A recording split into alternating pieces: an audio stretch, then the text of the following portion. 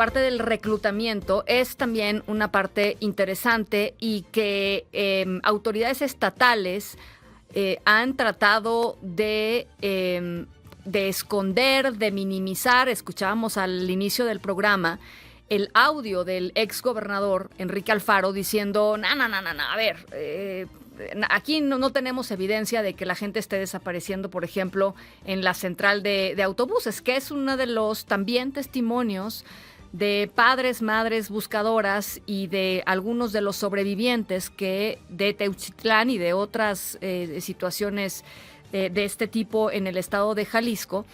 Y quien le ha entrado a este tema es Jonathan Lomelí, periodista jalisciense y columnista del Informador, que está con nosotros esta tarde. Gracias, Jonathan, te mando un saludo. ¿Cómo están las cosas? Platícanos. Hola, ¿qué tal? Ana Francisca, así es.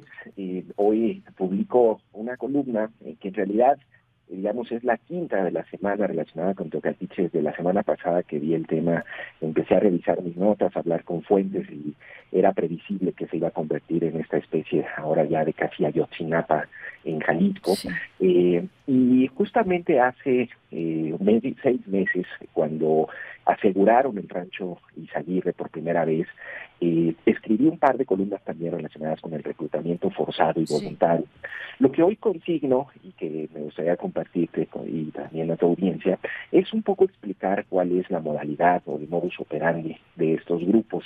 En realidad ellos tienen dos modalidades. Una está basada en el engaño a través de mensajes en redes sociales, distintas plataformas. Ofrecen trabajos, por ejemplo, como escolta, como guardia de seguridad, como volantero, como encuestador o incluso como telefonista en call center. Incluso ofrecen este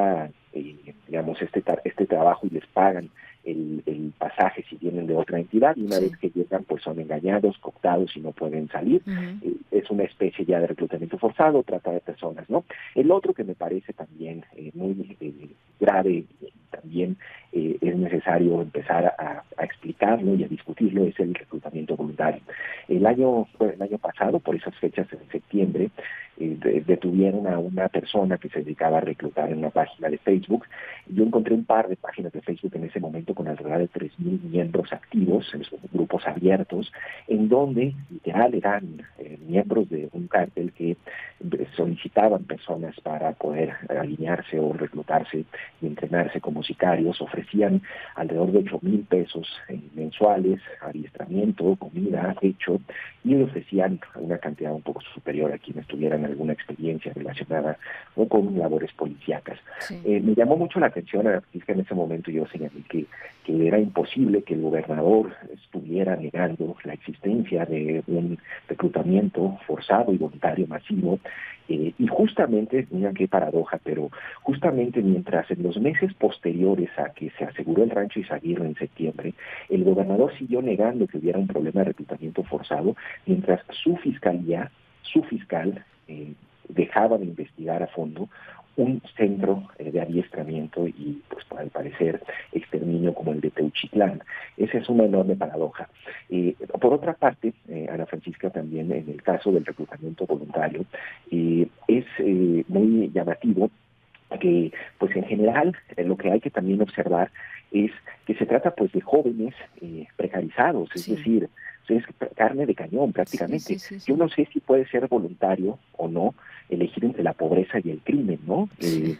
En su momento, Ana Francisca, yo un poco de la crítica que hago es que hasta ahorita quien ha nombrado, quien ha designado esa realidad es el discurso político. En este caso el exgobernador Alfaro, ¿por qué lo llamaba ausencias voluntarias? Híjole, qué duro. Ajá, sí, tremendo. Sí. Lo que ocurría el sexenio pasado, y te lo cuento brevemente, es que hubo muchos casos de jóvenes que de pronto desaparecían. Había una gran movilización de familiares. Recuerdo el caso muy particular de Kevin Ulises y de Yanetsi. No sé si le voy a decir, pero incluso el muchacho habla a su padre en medio de una manifestación en Casa Jalisco y dice, bueno, pues ya estoy liberado. Este caso, por ejemplo, lo que ocurrió fue que al parecer los jóvenes se alinean voluntariamente, entre comillas, ¿no?, en un grupo del crimen y desaparecen durante varios días. Al parecer la fiscalía logra dar con ellos, hay ahí una operación extraña, ¿no?, en donde de pronto el muchacho habla, y después de que se pone en contacto con el padre y regresa, la fiscalía los boletina, ¿no?, les pone una foto, les dice así con su nombre, les borra el rostro y dice localizado, ¿no? Uh-huh. Ausencia voluntaria, y sorprendentemente las familias, como lápidas, no vuelven a hablar. Pues no. Pánico. Es decir, a ver, claro, Jonathan, ¿no? Pánico, ¿no? Sí, y esos casos ocurrieron muchas veces. Entonces, a ver, si tú revisas la lista de indicios ya registrados en el Rancho Izaguirre, yo encontré hasta esta mañana 40 maletas. Es decir, hay 40 personas mínimo que se desplazaron de otro lugar allí. Sí. Hay toda una movilización de jóvenes.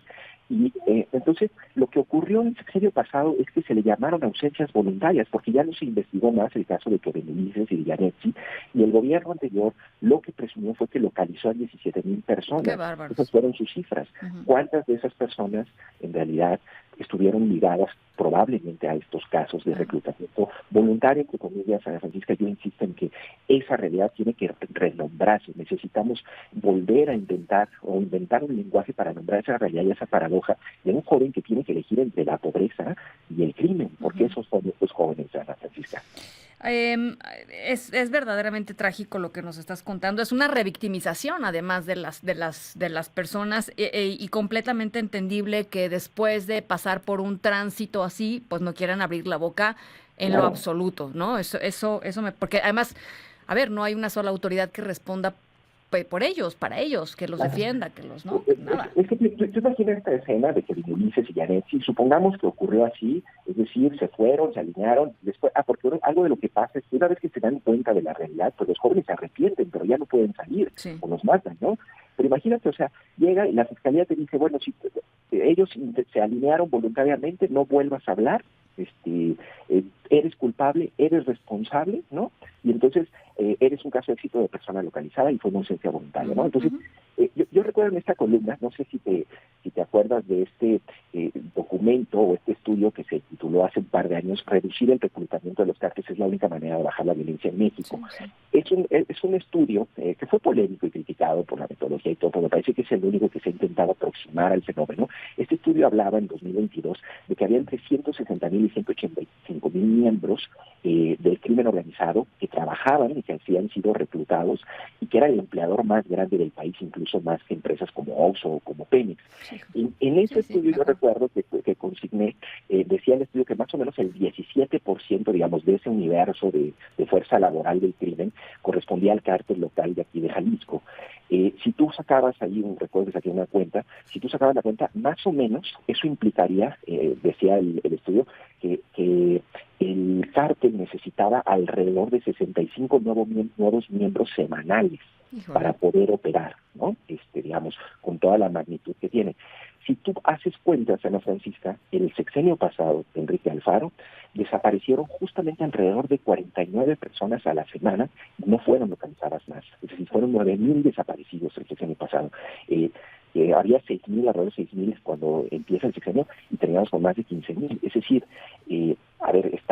este es un problema grave que no está dimensionado, no está en las leyes, es decir, me parece que incluso la tipificación de trata, trabajo forzado, es insuficiente.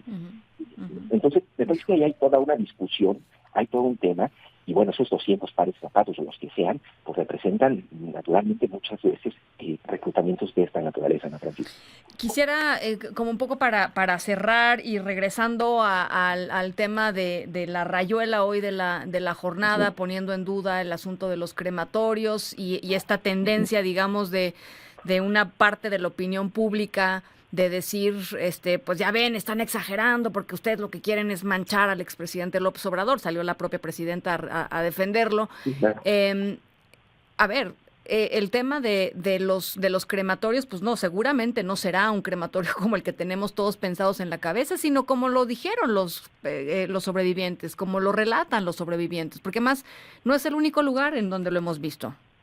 Sí, claro, mira, mi interpretación, y esto es una interpretación, digamos, de lo que intenta hacer la Fiscalía, a mí me parece que lo que ellos intentan, más o menos, digamos, como aclarar o eliminar del imaginario, es la idea de un horno de exterminio masivo, ¿no? Sí. Ellos no niegan que hay restos, ellos bueno, estos términos técnicos, ¿verdad? Ellos dicen exposición calórica, ¿no? Calórica, dijeron. Explosión calórica. O algo así, ¿no? Pero en realidad, o sea, lo que ellos intentan, y me parece que eso más bien tiene que ver con pues una interpretación y una justificación política como para tratar de disminuir un poco la intensidad y digamos como esta especie de crítica de que hay un campo de exterminio. A ver, si somos razonables, me parece pues que no podemos asumir que los 200 pares de zapatos, cada par representa una víctima mortal. Digamos, hay que también ser cuidadosos en ese sentido. Sin embargo, es evidente y es claro que allí hubo homicidios y que allí no se hizo un trabajo completo de procesamiento de indicios. Es decir, yo consulté en la semana a un experto forense y a una ex Ministerio Público de la Fiscalía del Estado y me dijeron, es imposible que una sola persona haya decidido omitir, procesar, clasificar, fotografiar y registrar y resguardar tal cantidad abrumadora de evidencia después de un aseguramiento como el que ocurrió en septiembre. Es decir, allí hay una responsabilidad no solamente de un ministerio público, sino de mandos, muy probablemente altos mandos de la propia Fiscalía, y yo no sé hasta dónde podrá llegar, si es hasta el exgobernador y los Países Bajos que andan allí estudiando para ser entrenador de fútbol, pero pues allí, Ana Francisca, me parece que un poco lo que está intentando el gobierno federal también es, como se dio cuenta que también hay responsabilidad de ellos, puesto que ni la Fiscalía dijo, aquí está este asunto para que lo traigas, ni ellos dijeron, nosotros vamos a traer este asunto que probablemente tenga que ver con trata de personas, pues por supuesto que lo que están haciendo ahorita es alinearse los tres niveles de gobierno para intentar suavizar y disminuir la línea, ¿no?, la intensidad de la crítica, diciendo, pues bueno, no es tan grave como ustedes creen, cosa que no es así, Ana Francisca. No, bueno, quien esté en esto para tratar de sacudirse la realidad, híjole, y así han sido todos, Jonathan, ese es el grave problema.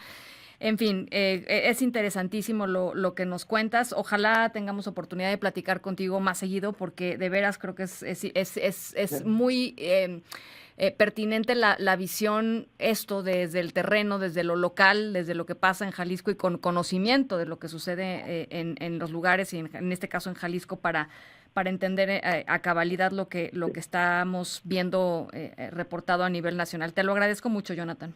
Claro, Ana Francisca, pueden seguirme ahí en mis redes, en @JMLomelí, en el Informador de esta semana. Las 5 columnas están dedicadas un poco a entender, a explicar y a contextualizar lo que está pasando aquí en Teuchicán.